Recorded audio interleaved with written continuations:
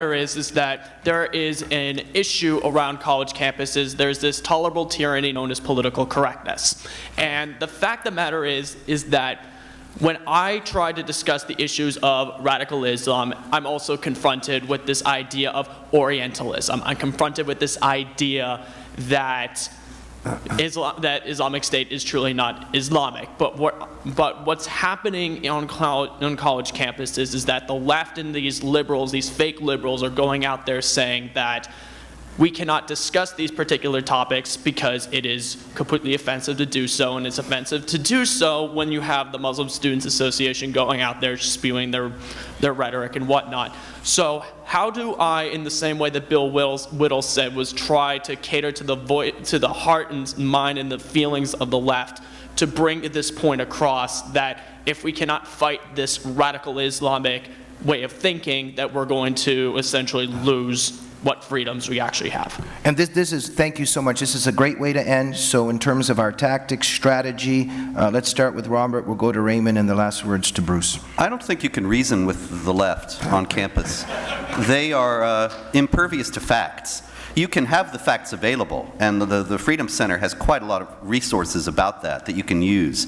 But also I think you should use their tactics against them. Point up their contradictions, hold a honor killing awareness week to defend the rights of women, an FGM awareness week, apostates from Islam defense week, this kind of thing that shows that, wait a minute, you're not actually in favor of human rights for these people?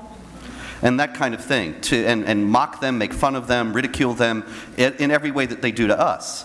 These things are effective tactics, and there's no reason why we can't use them in conjunction, and this is the distinction that we have between us and the left, that we will have the facts on our side and we will have them available for any reasonable person. But right now we are just so po-faced and serious, and they mock us, and that's the end of the debate. And if you turn that against them, they're absolutely confused, stunned, and humiliated, and they have no response. And this is why it's a good thing to do.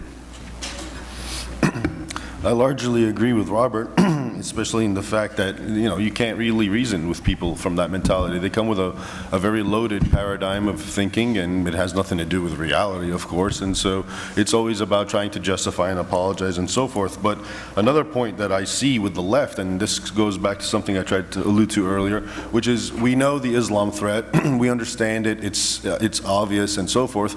But the enemy at home is oftentimes the left, and we as a group of people, for example, who think rationally and want to do or implement the proper procedures or policies for the Islam threat, are hampered by the left, whether it's the media, whether it's the academics, whether it's all these types of people. So in a way, really the war starts, and I don't mean it literally, but it starts right here at home and with these people. And unfortunately, as Robert said, it's very difficult to argue with them because they're not rational, and they're just out to validate their own particular positions, unfortunately.